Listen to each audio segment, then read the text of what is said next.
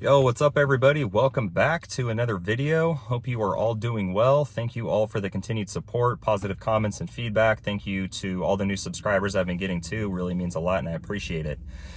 So going forward, as I stated, I'm going to be doing this video and another video on the current lieutenants at the Mendocino County Sheriff's Office. And today's video, I'm going to be discussing Jason Cadillo, who is a lieutenant with the Mendocino County Sheriff's Office. He currently works in the central sector, which is down in Ukiah in Mendocino County. So he supervises that sector. So earlier on in his career, Jason Cadillo worked as a patrol deputy for the Lake County Sheriff's Office. Now, for those of you that aren't familiar with Lake County, it's a neighboring county just to the east of Mendocino County, so right next door. Now, while he was a patrol deputy, one day he received a domestic violence call. So he goes to this residence. There was a male suspect and a female victim that were in a dating sexual relationship. I'm not sure if they were married or boyfriend and girlfriend. It doesn't really matter. But Jason Cadillo, throughout the investigation, basically determined that the male half had committed a violation of 273.5 of the Penal Code, which is creating a visible injury on his significant other due to a domestic violence incident. So Jason Cadillo arrested the male half, took him to county jail, and he returned to the residence where the female victim was still located to take photographs of her injuries, because that's part of a standard domestic violence investigation, taking photographs of whatever injuries are sustained as a result of that incident. So I believe the injuries she sustained were on her chest and shoulder area, and possibly her neck. So as she was pulling back her shirt to show him the injuries, which he was attempting to photograph, he started making a lot of sexual comments, sexual innuendos to her, and basically stated, like, do you want me to kiss it to make it better? And, kind of continued down that sort of path, told her, do you want me to show you what a real man is like? And basically, per her statement, as he was there in full uniform with a badge and a gun, which can be very intimidating to a lot of people. And you got to remember, she had just been a legit victim with visible injury of a domestic violence incident. So she was emotionally distraught. She, I'm sure her head was all over the place. And so she has this deputy back at her residence, basically, and what she stated is that he was pressuring her into having sex with him. Now, she also stated she had been a victim of sexual abuse earlier in her life, and she kind of knew how that went and what he was about. So she stated that she knew that calling the cops wasn't going to do any good, and she was probably right, especially back then. And basically based on his authority and his command presence and everything like that, and the fact that, like I stated, he did have a gun, and how he was acting and the things that he was saying, she ended up succumbing to him, and they ended up having sex. And he went back, so he left after that, went back on his, I believe it was the same shift that he was on, but it was some hours later, a second time, and I believe it was 2:40 in the morning, and did the same thing. Now, she knew, so she basically alleged that he raped her. She said that this was against her will. The only reason she gave in is because he had made some, comments, basically based on his authority. And, the stuff that he was saying, she was afraid that if she did report it, or she had called his agency at that time to report it, that it was just going to end up worse for her. So she did the smart thing, and right after that, I believe it was like the following day, she contacted a friend. She told the friend about the incident, and her and this friend contacted the FBI. And the FBI acted very, very quickly, and they contacted the Lake County District Attorney's Office regarding this case. The Lake County District Attorney's Office authored a search warrant for Jason Cadillo, his person, and I believe his residence, so with the assistance of the FBI. So they ended up taking naked photographs of Jason Cadillo, because the female victim was very, very specific about what his penis looked like, and she stated he had a surgical scar near one of his kidneys. So basically everything that she told them regarding that lined up.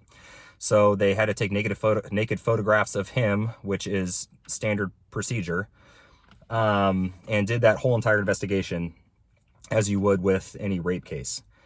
Now, throughout the investigation, Lake County ended up offering her, there was a substantial amount of evidence to support that Jason Cadillo did this. The victim even stated, I think the second time that he went back, he wasn't on a call or anything, he just went back to have sex with her, that he had a portable radio, that she heard, you know, the radio traffic on his portable radio. She gave that in her statement, which matched up with whatever call that Lake County Sheriff's Office had received at that time. So it proved that, yes, he did end up going back again, you know, a second time. Now, throughout the investigation, Lake County, there's a substantial amount of evidence to show that he was there and he did these things, like I stated.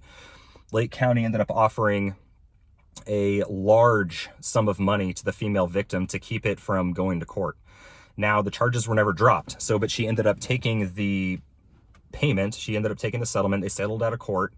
And Jason Cadillo, so I don't know this part. I don't know if he was fired or if he quit in lieu of termination. It was for sure one or the other. I believe he was allowed to quit in lieu of termination. Either way, they decided that he was no longer allowed to be employed there based on the fact that he did go back on duty twice and had sex with a female victim of domestic violence.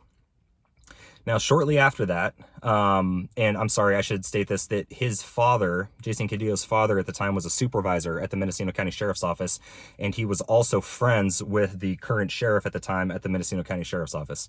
So shortly after Jason Cadillo was let go with Lake County, he was able to get hired at the Mendocino County Sheriff's Office as a patrol deputy based on, you know, the fact that his dad was a supervisor there and the sheriff and everything like that. So he was employed there. And his dad had left the Mendocino County Sheriff's Office and he went to Willits Police Department. I think he went there to be chief, but I'm not entirely sure on that. I know he was in a supervisory role at the Willits Police Department as well.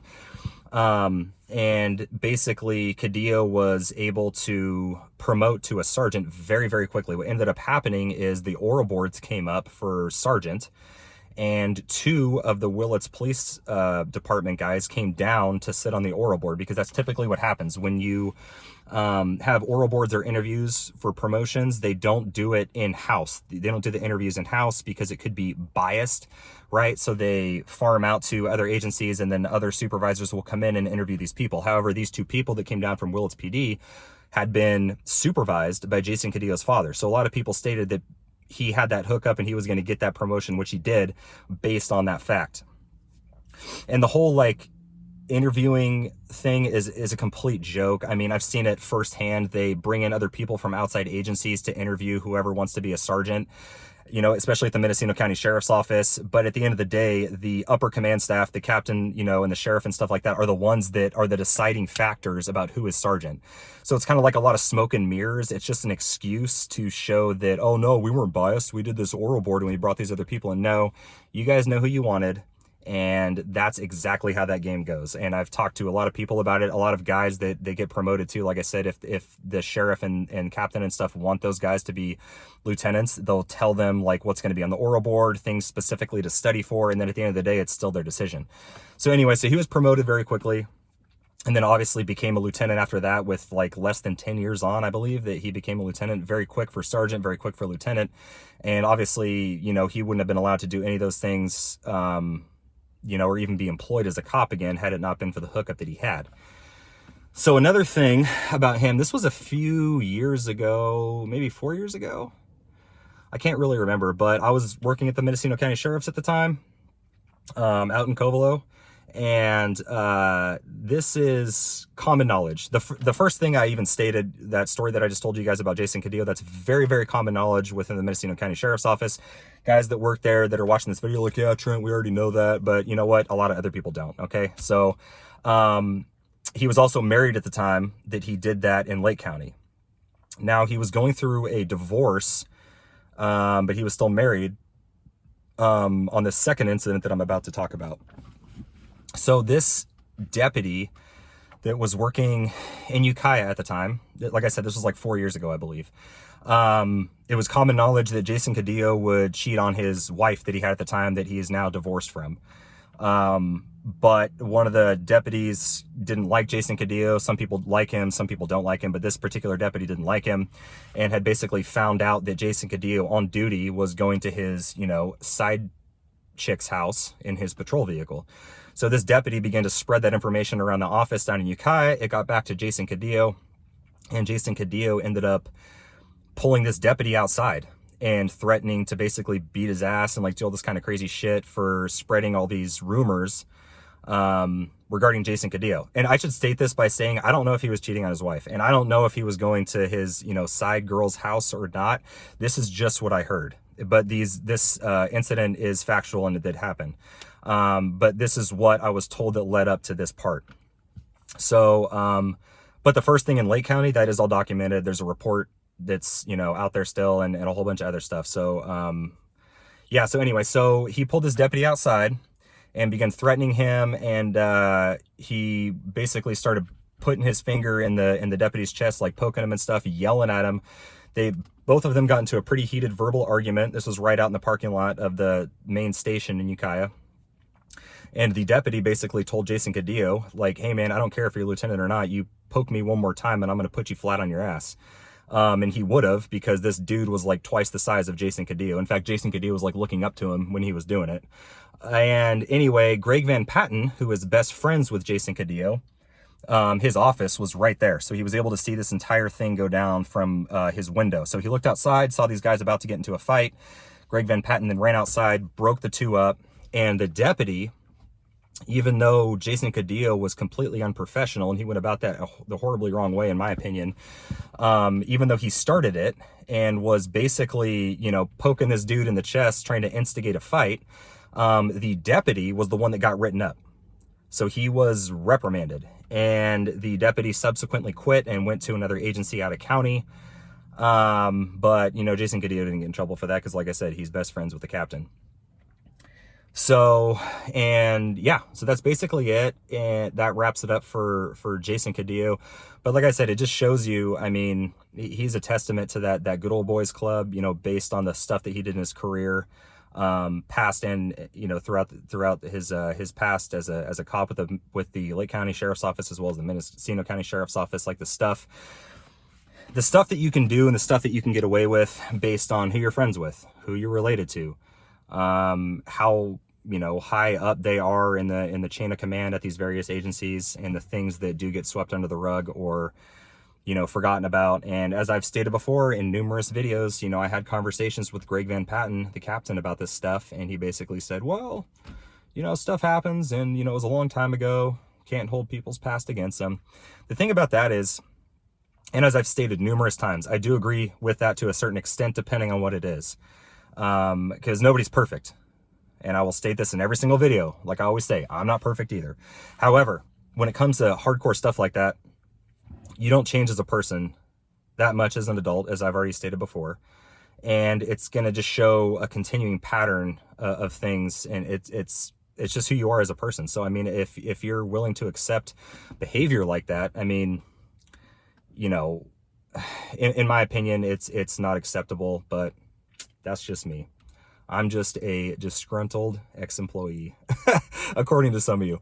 So, yeah, anyway, so that's going to wrap it up for this video. I hope you guys enjoyed it. I'm going to do another video that's coming up Tuesday. It's not about a member of the command staff, and I might not do it. I don't know. I'm kind of on the fence about it, but it's it was a supervisor who used to work in the Mendocino County Jail.